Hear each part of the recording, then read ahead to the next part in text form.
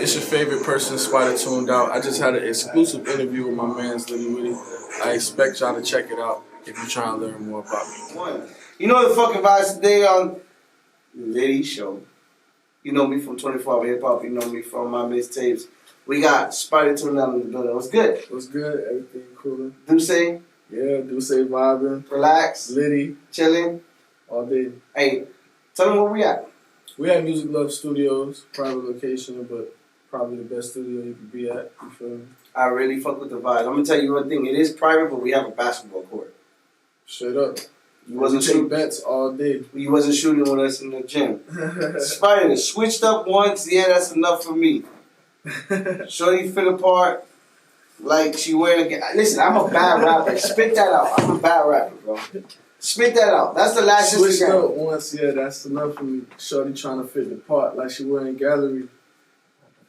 Bro, I can't rap. I be butchering shit. It's all good. That's the point of genius, rap genius. So read along, you feel me? Is that going on something? Came up. Huh? Is that going on something, or is that from something? It is. It's actually an unreleased song that I'm still working on. But you know, the bars hit home for a few people who was in the recording process. Yeah. So it was cool. I was feeling, you know. And then you matched it up with the drip.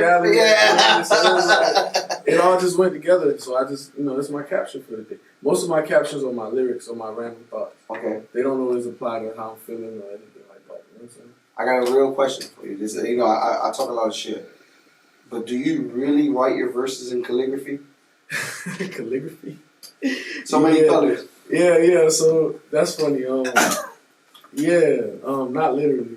But in the sense of my verses are elegantly put together. So, and it's like everything is poetic with me. You know, all of my punches. I wouldn't consider myself a punchline rapper, but I would consider myself a very calculated puncher. You know what I'm saying? So, that's more so what that references to is like kind of just giving you the bar in a different way than what you're used to it. And how you're used to receiving it. To dumb it down for some people, I would say that, like, you're very witty.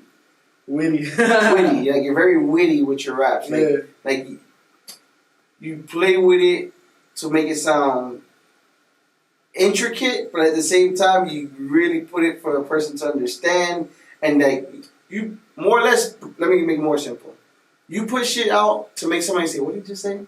Bring that shit back real quick. Yeah, like I say some shit, and a lot of that shit just comes out, bro. It just be like little slick shit I say, and I'm like, yo, that's my favorite line. Like, it's not always someone's favorite line, but like when I know I say some slick shit, I'm like, that's my line. Yeah. Right there. And it catches too.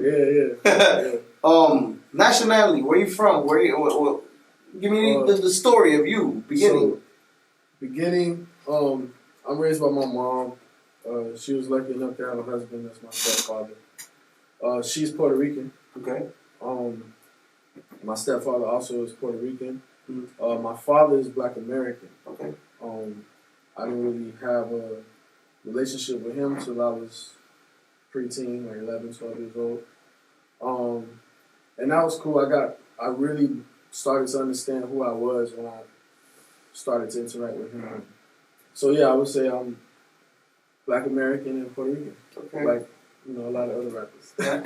I like how you did say that there was no relationship, but you found out who you were. I mean, because a lot of people grow up with this kind of like resentment, hate in their heart, but you took it in a way where you said, "Nah, I found out." No, I just want to understand it, bro. Right. So for me, it's like, you know, I was with my mother when I was born. I had her last name. Mm-hmm. You know, he wasn't available. Right. You know. In a good place with him now? Yeah, but we good. Like, we real good. Okay. We got a very healthy relationship. I understand now. I understand things. You know, right. It's not about like what dad says and what mom says. It's facts. I just understand that what happened. It is what it is. Everybody has their reasons for things. You know what I'm saying? And so, you know, it turned out to be a really good thing. Good. And I became a very versatile person. Good. Because of that. So. Good. I fuck with that. So the musical taste, did it come from mom, dad, stepdad? Funny story. Musical taste comes from my uncles. Uncles. Okay. Is that mom's brothers or dad's brothers? One is mom's brother, and the other is an uncle by marriage to my aunt. Okay. Who he happened to be a roster, so I would get the reggae vibes from him. Like he put me on the Vibes Cartel. He put me on the what I needed. Like Damian Marley was my favorite artist when I was like 18 to like 22 years old. I just thought big vibe. Like he's still like one of my favorite artists. He's just so talented. Like, and he's low key a rapper, and nobody peeps it. You know what I'm saying? Yeah. So there's that, and then my uncle from my mom's side is a hip hop junkie. Like he still lives in the 90s.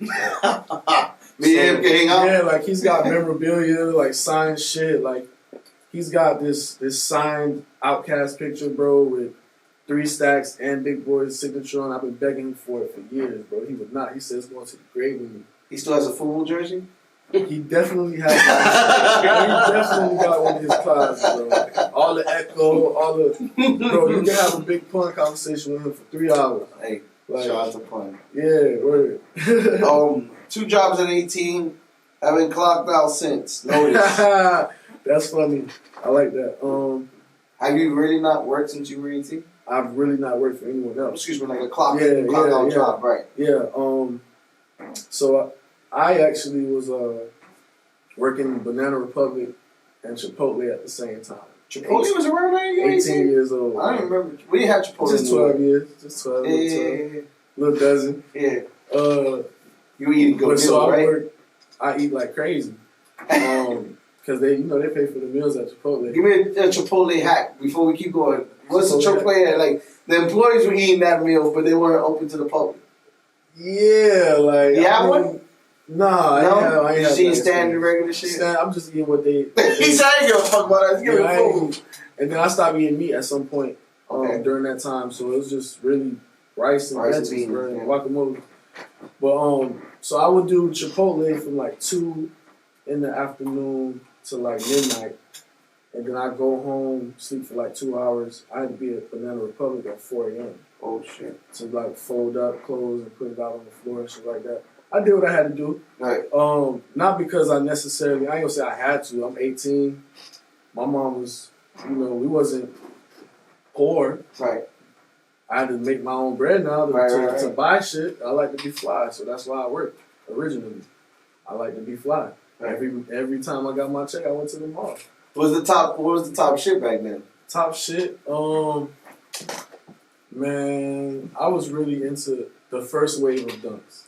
Okay. I was one of them kids in high school I was cutting up my own jeans.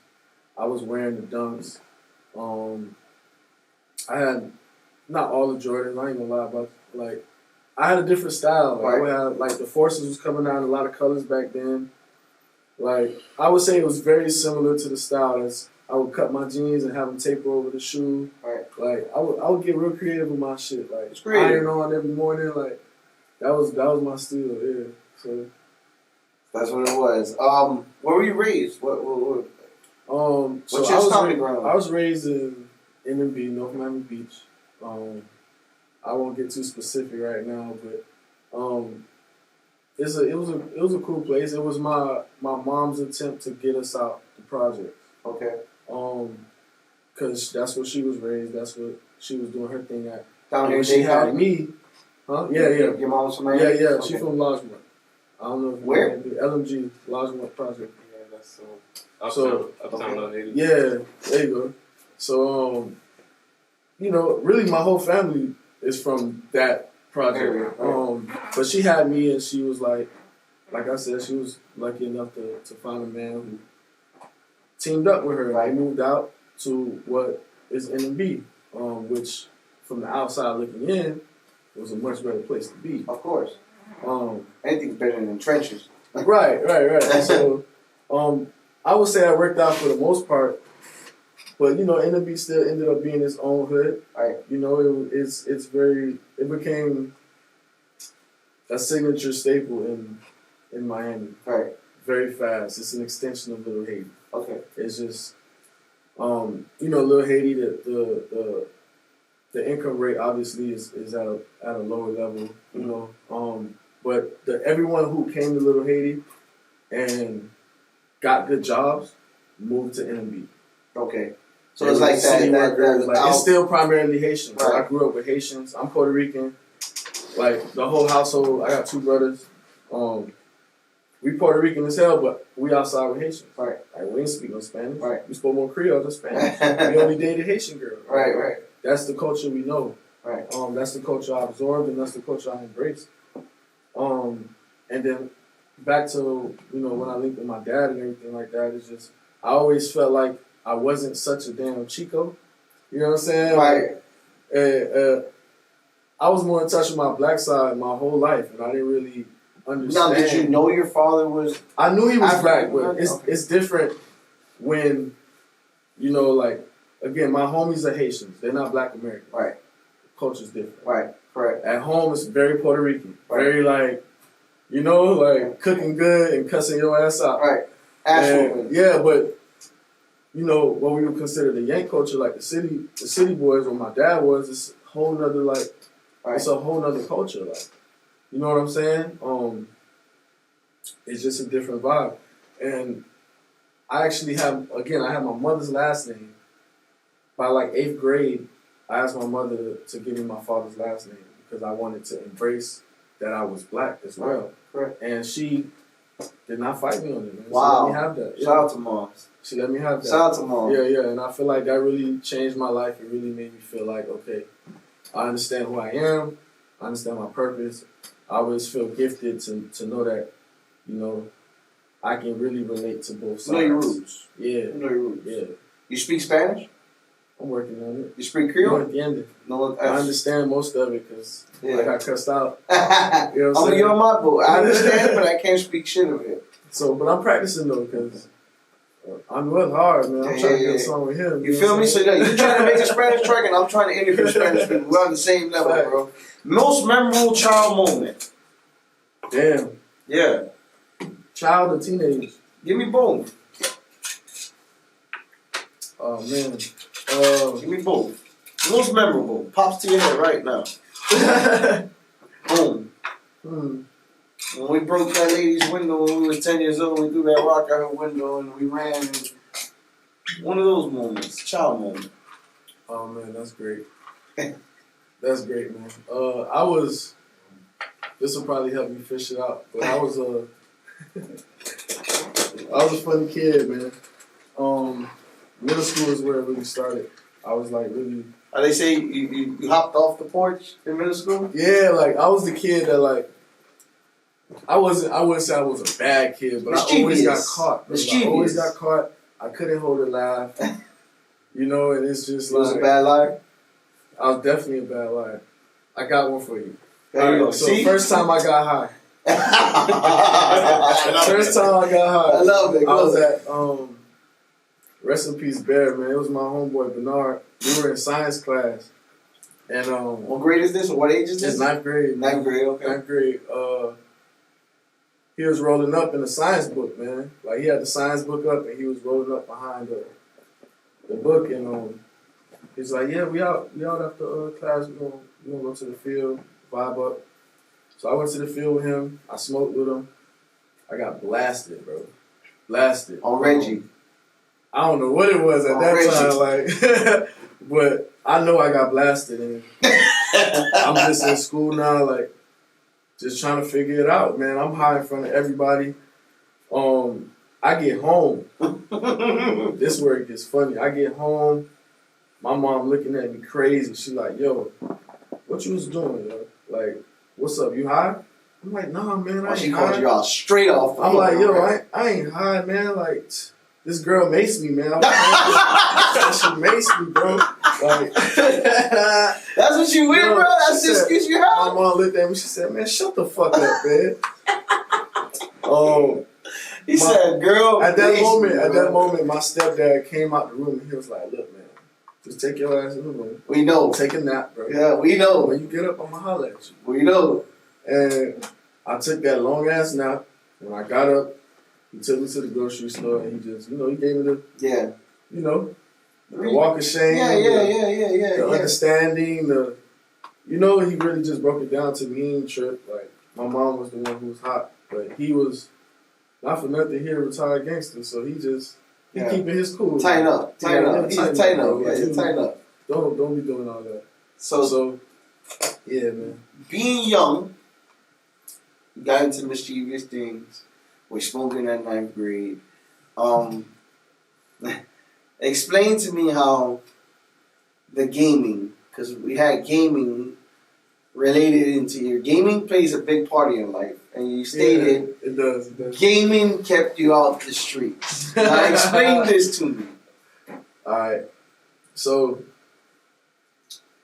I was always like, my old girl and my stepdad always made sure we had the games, bro. Like that was when something came out, we knew that Christmas we was getting it. That fact. You feel me? That transpired and carried on into high school. But high school, I'm outside. We doing all type of shit. You know, middle school, you outside, it's fun. Yeah. You balling, you biking, you fighting. High school, you outside. High school shit get real fast. Like, shit get real fast. 0 to 100. You know? Guns being brought to school. Yeah. We're not gonna incriminate. This is not flat. We're not gonna incriminate. But 0 to 100 ain't nothing to be, you know. Right. It's just as an example. But, right. You know, things get real in high school. It's not as fun anymore. Right. You know, you start getting involved with girls. Right. You know, pregnancies. People you don't like. Yeah, all kinds of shit. It gets ugly. Right. And I was involved in some of that, you know, early on. I dropped out in 10th grade. I mentioned that in Lotus. Dropping out was the best decision I ever made, honestly, because I'm a person who's all in on whatever I'm doing. So if it's bad, if it's good, if I'm doing it, I'm probably doing it at a high level. How did mom feel at the dropout in 10th grade? She was more than happy to help me sign up out of there because she knew what was happening. It was happening fast. It was happening fast. Yeah. And it was fun. I played sports in my freshman year. I played football. I rode the bench. That summer, I tried out for varsity. For someone who rode the bench, I did amazing. Position. And then once I played corner, but primarily wide receiver. You were fast. I was fast. I had hands. Yeah. I was short though. I'm short. And I also tried out for the basketball team that year, and my tryout was incredible. I don't know what I ate that day, like who I was texting, but like that was the weed. I was shooting crazy. But then, you know, coaches got to look at what I was really doing, and there was no chance there. Right. So, which is, you know, I didn't spend my life playing sports. I only played sports in high school, not professionally, but organized. Right, organized. Right. Ball in high school. I didn't play Optimist. I didn't play at the parks. Like gaming. Where does the gaming kick in? Yeah, exactly. And what game was it? Right when I made that jump from school, I sat my ass in the crib and I just played video games for hours, bro. What's your top game? Right now it's Call of Duty. No, back then. Back then it was between Madden and Call of Duty. So you were nice in those games? Yeah, I'm retired in Madden. Like that's a bot game. Like that's too easy to figure out. So explain that. What is a bot game? What does that mean? A bot game is where 90% of the game is controlled by bots, not by you. It's controlled when you're playing somebody else, that's a bot? And if you're playing Madden, you're controlling one player. Got you, not the whole team. Every other player on that side of the ball is artificial intelligence. So you start playing that because of that reason. Artificial intelligence is predictable. And it becomes easy once you're good at it. So then what's the most challenging now? What's the most challenging game? Yeah. It's a shooter, like a Call of Duty. But don't they have those, because my son's a gamer and my stepson's, they have this thing where you can see the people with red lines around their body and they're walking around. That would be a hack. Yeah, they have hacks. I mean, some people play with hacks for entertainment. Some people play with hacks because they can't play. But, I mean, hacks are definitely a part of the game when you're playing at a high level. Are you hack-free? I'm hack-free. So you're good without being hack-free? I'm pretty good. Tell the people your gamer thing. Where can they catch you at? Because I want to see them wax you. Go ahead. You can find me on Twitch. It's Spydah __. Very easy to find. Tune in with me. We talk mad shit. Play at a high level. And it's really just fun. It's fun shit to do. So now, 10th grade we drop out. We're getting into the gaming. Yeah. Did you really I'm working get in gaming. I'm working in gaming. Going to work. Are you getting paid for gaming or no? At that time, no. Definitely not. Have you ever got paid for gaming? Yeah. Recently, I get Twitch like royalties and stuff. Like Really? Subscriptions, donations. Do you promote your music on the Twitch too? I do. I play my music on the Smart. Twitch. Fucking genius. You get copyright infringement like anything else. You Like, play your shit though. Yeah. I run my shit on repeat, and I'm just vibing to my shit. Getting my KD up. Fucking genius. Yeah. Bro. So, there's a lot of shit talking in the gaming world, right? It's mad shit talking. Like it's racial, uncomfortable shit talking. Yeah. Like, and when it gets to that point, I try to like control it a little bit because we live most of the time. So it's like if we live, you gotta. One of my homies get out of pocket. I'm like, yo, chill. These kids go to crying. They go to screaming. They're screaming. Nah, we don't do kids. We kick them. Yeah, we kick them out. Yeah. I want you to go on. I'm gonna give you my kids' gamer tag. Crazy. No, I'm giving you the pass. I want you to get my kids' gamer tag, and I want you to just sell them. I want you to give it to them and kill them and shoot them and blow them up. I want them to play them. I don't be trying to do it to them. No, I want you to do it. Like we go crazy. Me and her go crazy. Let me tell you a funny story. Right now in the new Call of Duty, Warzone 2.0, they have a game mode called Unhinged Trio. Unhinged meaning that you can join with other teams.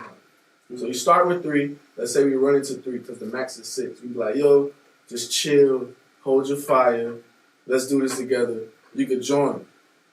So I'm playing in a random match because sometimes I play awkward hours like 8 in the morning, 7:30 a.m. type shit. Like nobody's up. I ain't got no friends up. Like I'm just trying to get a few games in for my day start. Right. So I'm playing with some randoms. One of the randoms is like a 12-year-old kid. So we cooling, we working together. You know what I'm saying? I'm breaking bread, we breaking ammo. Like all of a sudden I see the kid disappear. I'm like, yo, I guess the kid lost signal. Like, where you going? Joined another team, bro. He gave up on you? He came back and he smacked me, bro. Damn. 12 years old. Puss ass jit. Yeah. Bro, puss ass jit. I heard his voice again. I was like, yo, what the hell going on? He's like, hey, they threatened me. And then put me down, bro. It's like the streets down, bro. It's like the streets, bro. Damn. Yeah, I couldn't believe it. So kids get kicked, man. They get kicked. Who was your musical influence growing up? Who were you listening? Who'd you hear that say, yo, I want to rap? I had some phases, man. First phase. Ludacris. Ooh, good number. I like that. Slept on. They don't forget. Like, not too many people have understand how good he was. Like he is not was. Yeah, is it was too good, many bro. bitches. It was good. The performance, the Southern hospitality, bro. It was just so good all the way around. Like he gave you the full package. Second phase, T.I. Ooh. T.I. or Jeezy? Who you got? Right now. No disrespect. Right now, like you gotta pick. Rapping or making music? Anything. That last Jeezy album was hard. That last Jeezy album was hard. You got him mad back there, but yes, thank you. Thank you. Yeah. And who's the last phase? As of right now. Yeah, who's your phase right now? Who's Spydah fucking with right now? I listen to a lot of melodic shit, man. I really Okay, as far as the rap shit, yeah, I get compared a lot to J. Cole, which I understand. Alright, so hold on, pause. I gotta cut you. Here. So we was driving here, we listening to your music, like that's my partner. Right. And I said, yo, I wanna give, because a lot of artists don't like to be compared to people. They don't like it. Mm-hmm. But I want to give you an honorable mention and tell you, honorable comparison and say that when I'm listening to your music, I really have a first J. Cole. The first J. Cole, introduction of J. Cole is all his mixtapes. I'm getting a vibe from that. Now, did you listen to J. Cole or just that? I was not J. Cole fanatic at all. At all? No, not at all. Not until Forest Hill Drive. Forest Hill Drive. I knew he was good though. It wasn't a question of whether the man was nice. That's just when you jumped on. Yeah, it was just like for me, like the lyrical vibes was a different vibe. Like I would say after Kendrick, somehow, some way, ASAP Rocky. And I think of that. you know what? ASAP Rocky is that man, bro. That's where your versatileness comes from, because now you got the lyrics of ASAP. Not that ASAP's not lyrical, because I want people to understand he is lyrical, but he's versatile. When I first heard him on Peso, I was like, like, did somebody change it? I don't really like this song. And I think 106 was still running, which is crazy when you think about it. But then I would watch his interviews, and that's why I really grew a liking to ASAP Rocky, and I understood what it is he was doing and where he came from and his style, most importantly. I think the versatileness is what really got you. Yeah. Because you have a lot of pretty boy shit, but I'll whoop your ass. Like, nobody was really doing that. Like, and then the swag, tough, and then the swag, because you had the creative swag like ASAP. Yeah, like the fashion, he was wearing the Jeremy Scotts. Favorite ASAP song? Oh man, that's not fair, bro. Just one. I love everything ASAP, but I'm gonna give you one. Ghetto Sympathy with Gunplay and ASAP Ferg. I got a different one, man. Because Gunplay snapped on that. He's from Dave. He's googling it. I gotta check this out right quick. I'm trying to remember the name of the song because Nas tweeted about it. He was like, "Yo, this shit." And when Nas tweeted about it, I was like, "You gotta kind of check it out now." Like, you gotta. And then so y'all gotta comment below on the comments below. Comment below on the song that we're talking about. It'll come up. It'll definitely come up. So how'd you hear about me in the show and all that? Oh, my boy Lip, man, out of Opalaka. Shout out Lip, man. Lip respect, bro. Lip is hard, bro. He's a fallen gem.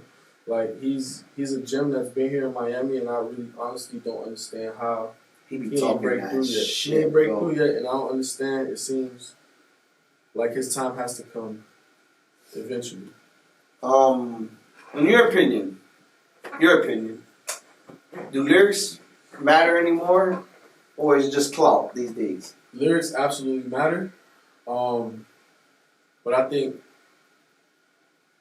the charisma of the person matters more. I think that it is a time and place where like lyrics are great, and there are still fans who look for them, but people are more so looking for a feeling. How do you make them feel when they listen to your shit? Right. For example, I'm gonna use Yeet. Yeet is outstreaming a lot of people, bro. Have you heard Yeet? Yeah, I have not listened to his music, but I got nothing bad to say, but it's different. Like, it's a different vibe, and it's a feeling that you get when you listen to Yeet. You're not listening to Yeet to hear a perfectly detailed story on his upcoming. Right. You're listening to him because he makes you feel a certain way. He's comfortable. He's swagged out. He don't care about nothing. I think that's like Travis Scott a little bit. Travis Scott is a he's a master at what he does. Definitely. I feel like he is he's an overall good artist. Overall, just in general. A perfect combination of Kid Cudi and Kanye West. Oof. Yeah. That is what Travis Scott is. See, Spydah, I fuck with you. Spydah, I fuck with you. You know what you're talking about. Let me ask you a question. Who are you shooting at with those darts? On the song Take Me. Or is that just a general song? Any specific okay, one? so I would say in that specific moment, I wasn't speaking on anyone. No. Directly. Have you ever shot darts at one? She turned you down? I shoot darts at every girl I've been involved with. It's just about like whether or not they're moving, so I can hit that heart with that dart. You know what I'm saying? Like the reason I said that is because like I'm steadily shooting, trying to figure you out, and love you the right way. But sometimes women don't want that. Sometimes they don't. They dodging that dart. They're not trying to get hit. They're not trying to give you that vulnerability, that love that you're trying to bring out of them. Is it safe to say you haven't found the one yet? I definitely found the one. You did find the one? At least I think so. You know what I'm saying? So? That's my lady. I'm married. Oh, you married? Okay. So we need to married. know. How's that? It's good, man. It's great. Yeah. Kids? It has its challenges. I got 4 kids. 4 kids? I got 4 of them. How's that? It's great. Like, oldest and youngest. Name the numbers down. Count the numbers down. All right. My oldest is my daughter and my only daughter. Her name is Lola. Age? 8. She the boss. Okay. She runs shit. Yeah. In fact, the other day, I ordered pizza, and I paid with the pizza with my card, so I didn't have cash to tip the driver. Right. So I said, "Hey, baby, can you go to your piggy bank and tip the man $5? I'll give it back to you, baby." Right? She's like, "Yeah, daddy." She goes to her piggy bank, which is an ATM, by the way. It's a little ATM. Oh, okay. Gets the $5, brings it out, pays the man. Yeah, I paid 3.7% back on that phone for the ATM. Bruh, she came to me 2 weeks later and was like, "You remember that $5? I was like, "Yeah." She was like, "Yeah, it's 20 now." Run that back. Run that back. And then the other day, I posted on my story. It's going she up. texted me. She was like, "Yo, Daddy, you need to pay me or it's going up again." Inflation's a motherfucker, bro. Bruh, I love the energy, though.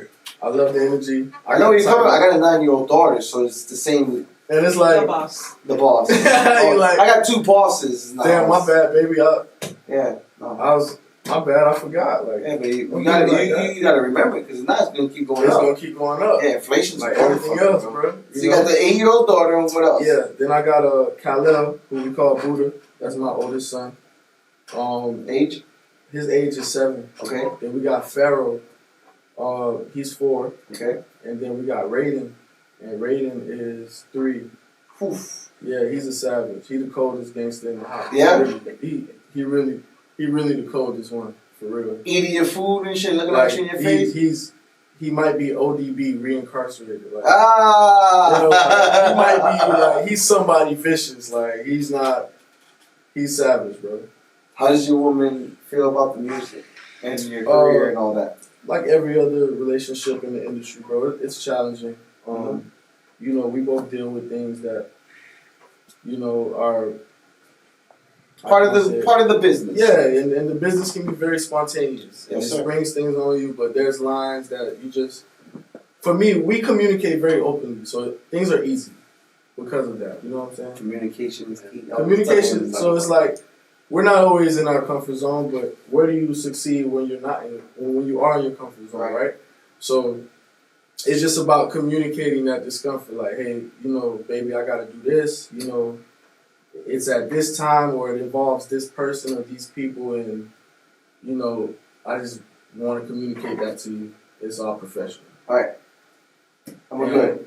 It was said, as opposed to, okay, now I put there's a pic posted on Instagram and you're like, yo, when was you with this person? Right. Or when you was with so and so? Like, keep the mess on straight. And so for right now, what we doing works for us, and hopefully it continues to work. Yeah. As long as it works for you and your family, fuck everything and everybody else. Yeah. Honestly. Yeah. Whatever works for you and your family. So for me, I'm 30. I got my family already. The pressure's off. I can just focus on music, bro. And I got, I got a lot of experience through that, being a young parent and really being there for my family. Like, blessing, bro. Yeah, I said nothing but blessings. Yeah, bro. I love it, because I got 3. Word. And I got a lady. So it's like, you see her sitting here, and that's the best kind of thing. Like, when you get that full support, you feel like you can work better. You know what I'm saying? Versus, you're trying to figure out. Way better. Way better. If you're being stressed out, bro, but I could genuinely say, most of the time when we stressed out, we put on ourselves. That's a fact. We ain't communicating, dog. Well, I'm 35. So you're 30. Yeah. Once it gets to 35, you're gonna understand that if something doesn't want to change or you can't change it, don't stress it. Facts. Point blank, period. There's nothing else. There's no other math behind that. If it doesn't want to change or you can't change it, don't stress it. Keep going. Yeah. I got a newfound saying I use, right? It's don't steal this. if you do, it's for water your plants before you leave the house. Explain that. So, if you're getting up every day, brushing your teeth and running out the house, and you forget to water your plants, they die on you. That's a fact. So anything you keep in your house that you don't water before you leave will die on you. Your kids, not obviously. I know what you're talking about. Yeah, the morale. The morale. Yeah, your girl gonna love you less. Your kids gonna feel abandoned. Family first. Your pet's gonna feel unloved. They're gonna be depressed. Fact. If you don't, you're a real family man, and that's what I stand on, bro. And that could even go with friendships and things of that nature. Because sometimes we go 2-3 weeks without talking to our best friend or our homie or our brother that might be going through some serious shit, you know, like we go through that. My mom, she be cussing me out like, nigga, why you don't call me? Ooh, like she talked to me like you feel me? I smoke. Well, I don't smoke. My mom smokes. I drink. My mom smokes and drinks, but we smoke weed. But meaning I drink with her, she smokes, and we just drink and talk and listen to music. She loves my shows, and so I get that, bro. That's what I said. I fuck with you just 10 times more now than knowing that you're a family. My biggest connection to any man is when he's a family man. Yeah, it's a different. It's a dope vibe. It's a lot of. You don't have to explain a lot to a lot of people. Like you just get it. You know what I'm saying? My 3 favorite tracks. My 3 favorite tracks. Mine. Okay, I'm from Spydah. More Problems. I love how you didn't use the word bitch. Word. Still money, power, more bitches. You didn't use the word bitch. You know what I'm talking about. As a hip hop artist, you didn't use the word bitch. I know. So, Thorough.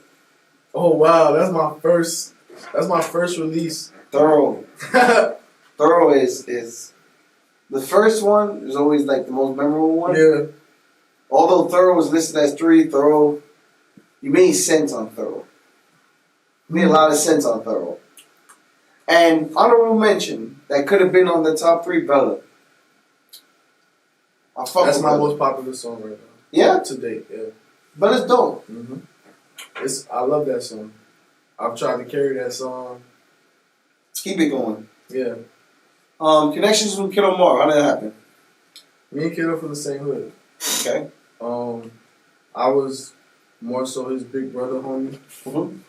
But you know, he ain't that far behind me. It's just he was my brother, my homie's little brother. Right. And we just like I told you before, like I left the hood for a little bit. Yeah. To handle my shit.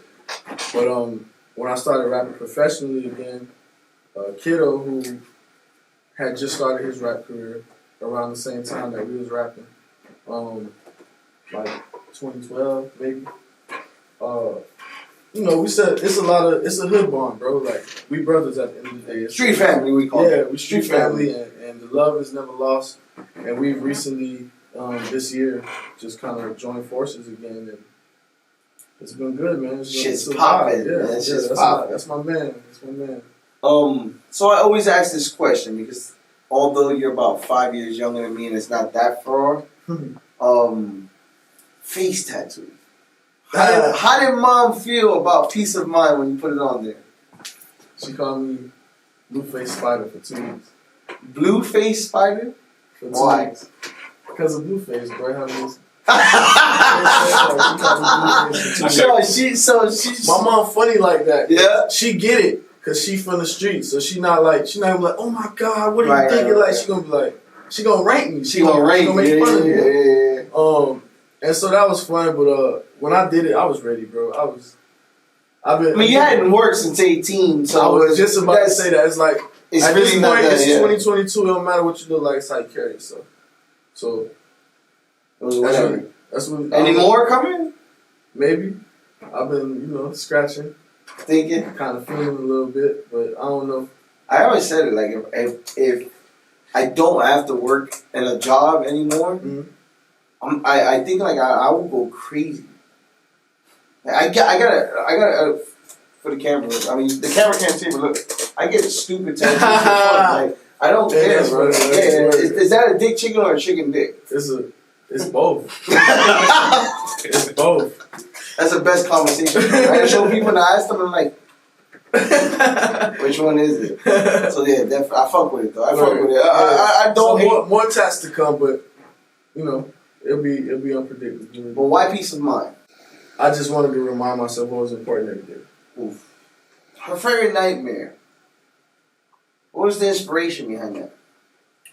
As you can see, her favorite nightmare is very different from different strains. Yes. Different strains is like... It's day and night different. It is. Different strains was me putting together, I don't know, 8 years of just holding in lyrics and thoughts. But you showed your ass lyrically. I did, to the point that I be forgetting sometimes. Like, I went like 8 months without listening to it. I put it on and I was like, yo, what the fuck? This shit snapping. I'm like, yo, I did that in 30 days, bro. I put that project together in 30 days. Bro. Fucked off on it. I did, bro. Recorded most of it in my living room with my kids sleeping, bro. And it came out great. Right. If you know. But this one, so after and okay. her, no, my bad, nothing. But I just like, you sound like the new age Future a little bit. It's a little toxic. Her favorite nightmare was 1,000% supposed to be toxic. It was a themed project, and for me, I've always been a fan of themed projects. Right. So I was like, this is what I want to do. I want to do. Essentially, it's kind of a dark love story, where everything isn't peachy, but more so like gangster love, like kind of like me and my girlfriend, like, you know what I'm saying? Like, this girl ride for me, she my freak. Did your girl take any kind of... I mean, most of the lyrics, she inspired. So she chilling. She vibe. Like, was that her on the end of the song? That's her on, I know. That's her. Yeah. Oh, that's your girl? Right. Okay. Yeah, that's her right there. I didn't want to say and ask that because I didn't want to bring that like... I mean, that's fair. That's respectful. Yeah. Fair. All this and that. Right there. That fiery red lady right there. Yeah. You feel me? Because you know, I would have asked that and then it would have brought up another conversation at home. Not for nothing, she Puerto Rican? She a cold gangster. She Puerto Rican. Oh man. So like, it's at the end of the day, like, it's more for me. I'm from the streets, right? So for me, it's more exciting to have a girl who understands me. Right. And her favorite nightmare is like that. It's like she understands that whole dark what comes aspect. with you. Like what comes with me. What comes with you. Like you gotta take it all. Like, so here, my last question. Define your alter ego. Alter ego, your alter ego. Yeah. I would say my alter ego came very much into play in her favorite nightmare. Which is that I'm embracing my dark character now. So for me, it's like I spent a lot of my life just like trying to avoid my darker temptations, whether it be violent, promiscuous, whatever the case is. And as I got older, I realized embracing those parts of yourself helps with your character, and it creates a more genuine person. So, as opposed to being uncomfortable with those things now, like, you know, I might want to, you know, you wear your heart in your sleeve. I might want to go holler at this girl. I might want to, whatever it is I might want to do. It's like, I'm not the worst person in the world for thinking that. Right. If anything, I should embrace that I feel that way. And that way I can be more comfortable with myself. The communication is getting better now that you're embracing who you are, right? Yeah, because going back to me leaving the hood, like, I felt like